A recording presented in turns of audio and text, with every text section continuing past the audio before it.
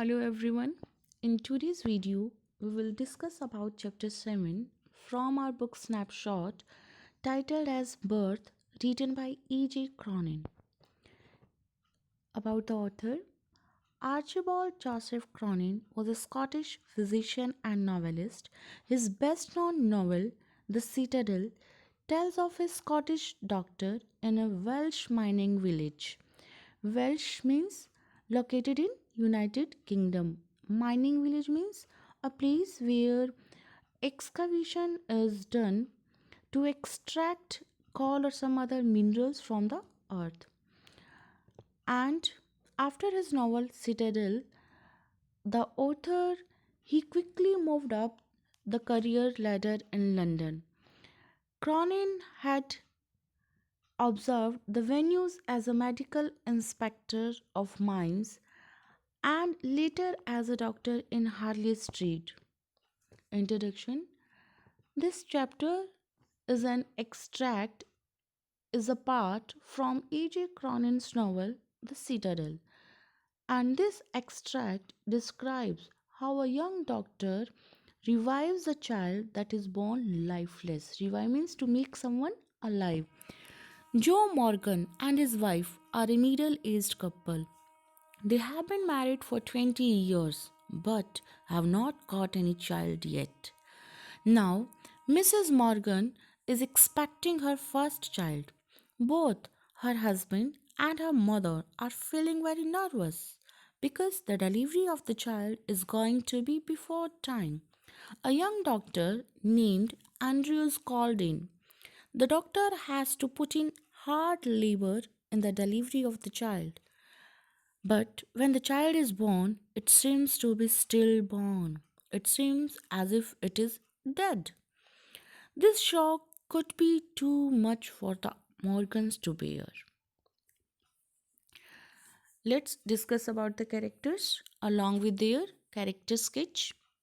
Dr. Andrew Manson, newly qualified, he takes a job as an assistant to Dr. Peach in a small mining town.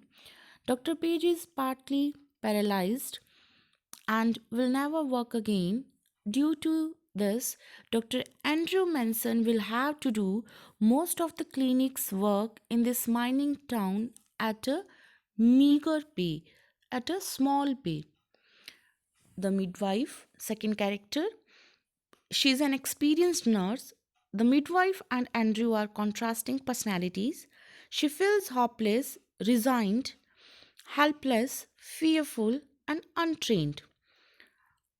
Whereas Andrew proves to be more optimistic, diligent, efficient, self sufficient, spontaneous, and well trained. Joe Morgan, he is a well built person in 40s. He lives in a small Welsh town of Blanley, work as a driller at the mines. He has been married for 20 years but have not got any child so far. Mrs. Morgan, wife of Joe Morgan, expecting her first child, both her husband and her mother are feeling very nervous. Why? Because the delivery of the child is going to be before time. Christine, she is Dr. Andrews' girlfriend and she is a school teacher. Morgan's mother, she is a tall, grey haired woman and she is nearly 70. Andrew Manson, he was a young doctor. He had newly passed out of a medical school and joined as an assistant to Dr. Edward Peach. Their clinic was in the small Welsh town of Blanley. It was a mining town. Joe Morgan was a resident of this town. This mining town can be seen here also in the picture. He was a well built person and worked as a dealer at the mines. He lived with his wife. They had been married for about 20 years, but so far they didn't have any child. Now Mrs. Morgan was expecting her first child. After spending a disappointing evening with his lady love, with his girlfriend Christine, Andrew came back home. He found Morgan waiting for him restlessly. He told the doctor that he had been waiting for him for an hour. He said that his wife needed his presence because the child was expected to be born before time. Together, they started for Morgan's house. Andrew was feeling very dull and tired. Why? Maybe because of his disappointing meeting with his girlfriend Christine. When they reached the door of number 12, Morgan stopped outside the door, as you could see in the picture also. He said that he won't go in. Inside, a narrow stair led up to a small bedroom, as you can see in pic 2. It was clean. The bedroom it was clean but poorly furnished. It was lit only by an oil lamp. Mrs. Morgan's mother was sitting beside the patient. She was a tall, grey-haired woman of nearly 70. An elderly midwife was also there. Both of them watched Andrew's expression as he moved about the room. Since there was a period of waiting, Andrew waited in the kitchen. Since there was time for the birth of the baby, that's why Andrew decided to wait in the kitchen. Soon he was lost in his thoughts about Christine, about his girlfriend. An hour later, he went upstairs again. He noted the progress made and came down once more. He sat down by the kitchen fire. At last, the nurse's voice was heard calling him from the top landing. Andrew looked at the clock. It now showed 3:30. He rose and went up to the bedroom. He saw that he could now begin his work. An hour passed. It was a long, hard struggle. Then, as the first ray of dawn appeared, the child was born.